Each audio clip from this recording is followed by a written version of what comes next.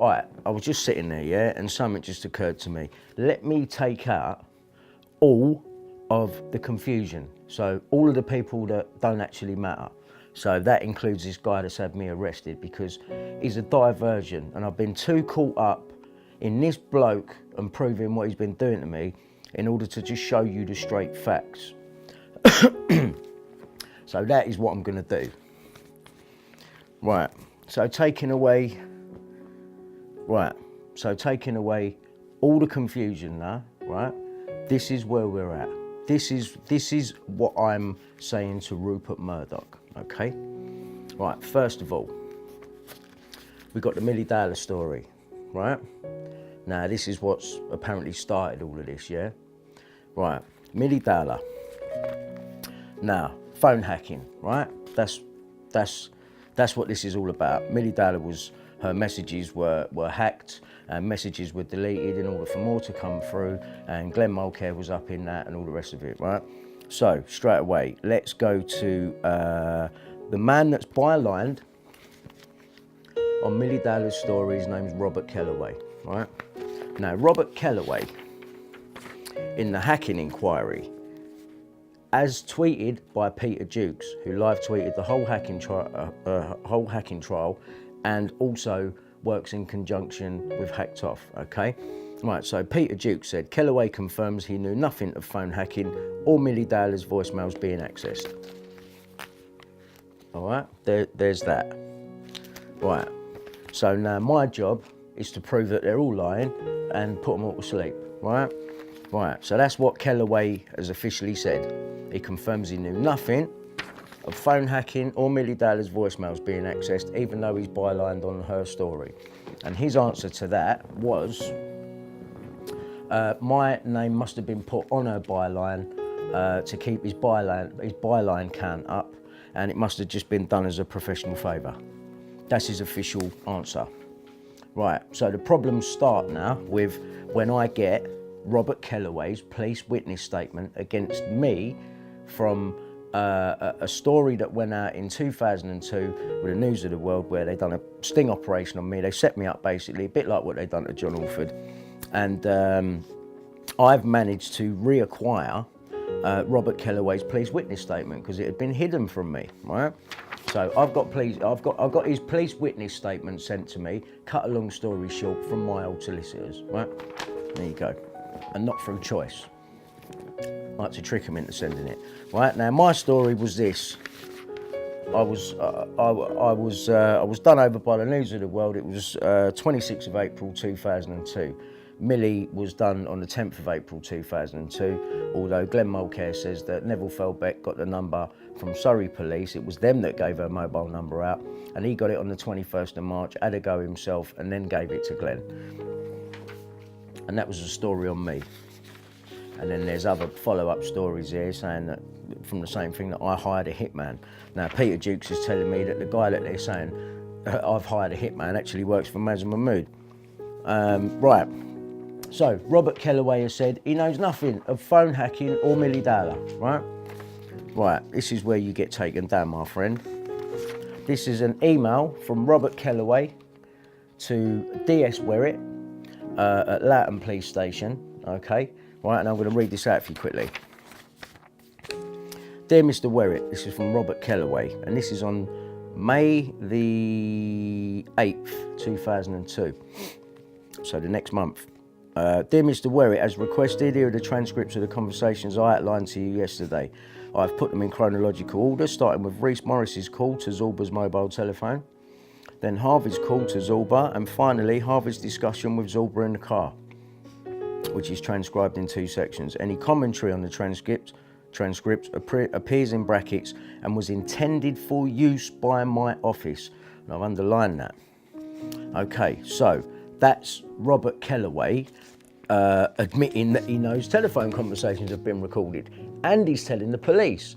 And he's not only recording them himself along with Comrade Brown and others, he's transcribing them himself and sending those transcripts that he's done to the police, which is illegal. It's interception of communications. You would have to obtain a warrant from the Home Office in order to legally intercept communications. And the News of the World journalist would never be able to do that. It's for secret services and police and all that kind of game, right? So here's Robert Kellaway admitting that he's recorded all these conversations. Now, the interesting part for me was transcripts of this conversation between Kamal Zorba and a friend of Brian Harvey's known to Zorba as Reese Morris, a drug dealer, who's not a drug dealer. He was my mate and he's now dead, and there's something wrong now. Kamal called Brian Harvey's mobile telephone at 15:40 hours, 26th of the 4th, 2002. Reese responded by calling Zorba's mobile at approximately 15:45 hours. Transcripts of this call began at 20:27 hours on the 2nd of May 2002. And then underneath there, it goes on to the transcribing of Zorba and Reese having a conversation there. And I've got pages and pages of that. Now, the interesting thing, Robert Kellaway, so it's proved that that's a lie, okay? That's a lie. Robert Kellaway did know about phone hacking and was recording himself. And this is all done the same month as Millie Dowler. And then when Robert Kellaway thinks he's fucking turned me over, he only leaves a message on my voicemail, which Scotland Yard conveniently left out when they gave me the Molecare notes. Page 59 we're looking for now. 3rd of the 5th, 02, message from Robert Kellaway on now. Yeah? And the reason that the old bill didn't send me that, or the solicitor didn't want to send me Robert Kellaway's police witness statement from the same month, the same year in my sting operation, was because they're protecting him because he's got a partner recording with him as well, a covert audio taping investigations man, and his name's Conrad Gregory Brown. Conrad Brown only works with the fake sheikh. So the fake sheikh's involved in my story. Cut a long story short, even though his name's never come to the surface. This is Robert Kellaway's police witness statement from my case, same month as Millie Dowler, from the guy that says he knew nothing of phone hacking or the interception of her voicemails. I have worked as a news reporter for the News of the World for 3 years and 4 months.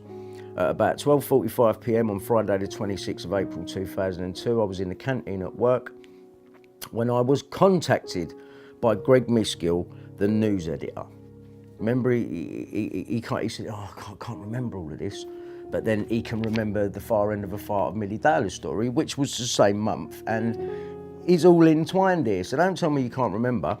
Anyway, he was phoned by Greg Miskill, the news editor and News International direct employee, right? This is why he's made it corporate. He asked me to liaise with Stian Alexander, whose police witness statement I've got here as well, about a story.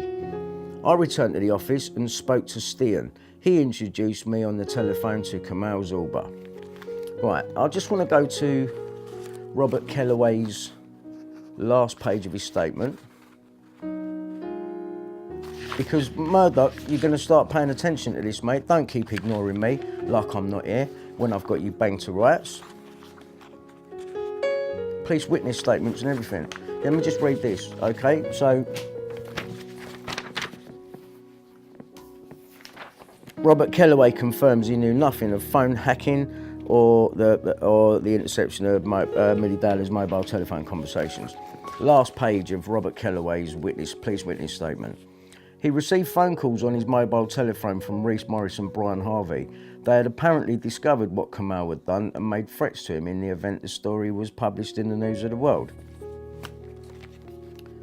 I have a micro cassette with recordings of most of those conversations. Either Kamal or I actually recorded them. I shall transcribe the calls. Kamal was paid in 5 instalments, a total of £15,000. I subsequently took the camera and cash to Loughton Police Station on the 8th of May, 3 days after the story's been in the paper,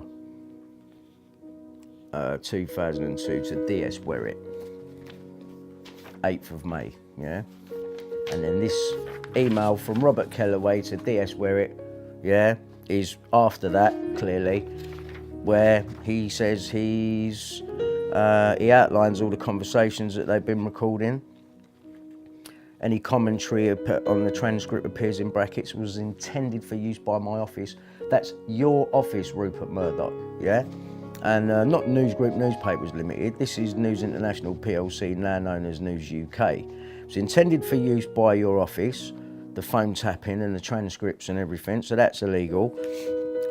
You transcribe on the 2nd of the 5th 02, which is another interesting point, because when I get the mole care notes from the police, I've got these pages here, right? This one here, the big ring next to my name. Look here. And then all these other little details what are in there are blanked out, but they leave Jesse Wallace's details open on there, so it doesn't make any sense, this redaction thing. Just hiding stuff from the victims, that's all. Right, page 60, top left, for Neville, 2nd of the 5th 02. But then the majority of my mobile number blanked out. Now my mate found that number, wicked. And then all of this number down here, this was the house number, I think. Yeah, that was the house number. Medical details have been gathered there, all sorts of stuff, yeah? And then here's me asking Scotland Yard for page 59 because they give me page 58, page 60, but no 59. And I know,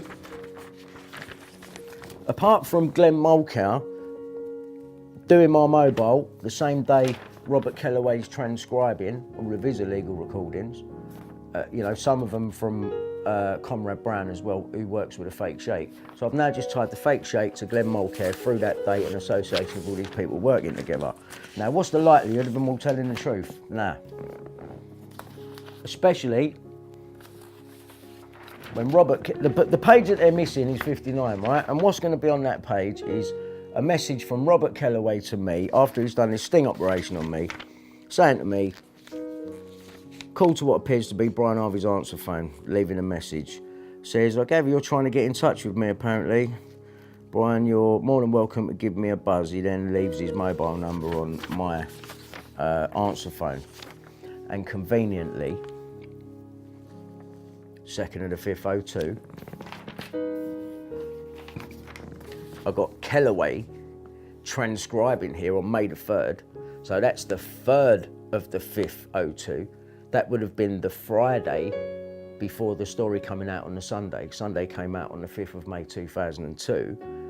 He's still going on the Friday, the 3rd of May, still recording and transcribing. Now, that's it, you're done, you're finished. I don't know what else to say. There it is, Rupert Murdoch. And I can prove that I asked Scotland Yard for page 59 that no one wanted to give me. And here's the Mulcair notes that I got from Mulcair himself. Now, he still hasn't given me page 59, so you're still in on it, and you're still protecting Robert Kellaway, because you know damn well page 59 should say, that's 2nd of the 5th 02, should say 3rd of the 5th 02, because he's transcribing on that date, isn't he, as I just showed you, and he leaves me the message on that date.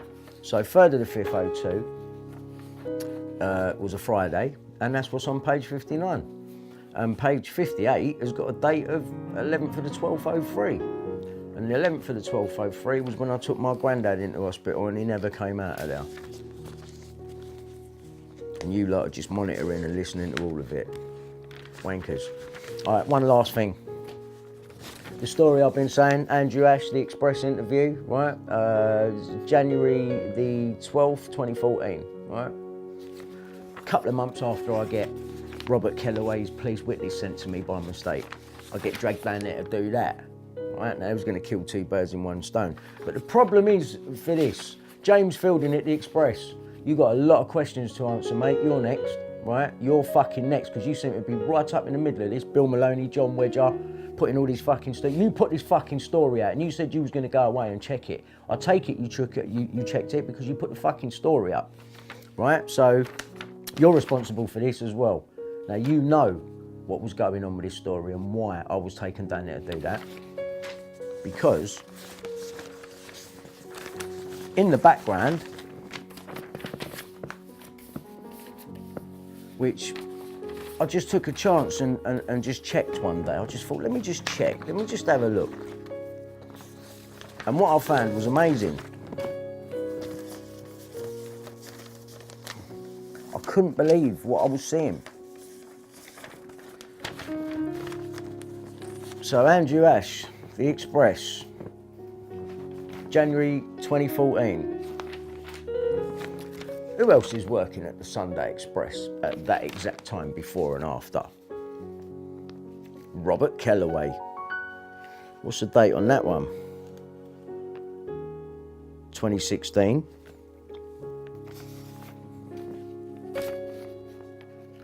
Robert Kellaway, November 28th, 2013.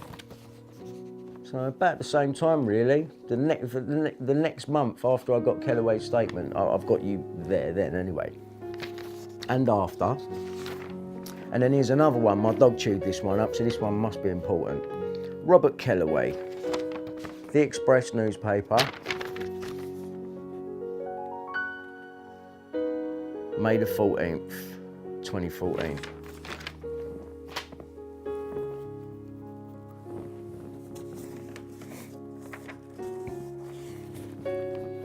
This week, the judge claimed singer Brian Harvey didn't have a stain on his character. Our hate-filled tapes prove him wrong.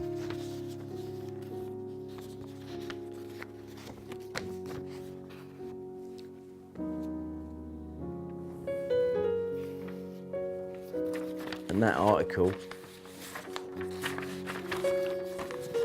the outline parts in that are in that. You never gave us the tapes for it, and even so, the fact you recorded, you should all be in prison right now. Why are you not? And why are the police not acting right and arresting me? Well, you got Andy Coulson, Tom Crone, Neil Wallace. And who's Neil Wallace friends with? The bloke that's just had me arrested. If you don't get it now, you never will. But Rupert, I know you're watching, and all of this is to come. So do what you're doing with your police. Nick me, send in who you like, because we are going to fucking end up in court, and I'm going to destroy you, you cunt.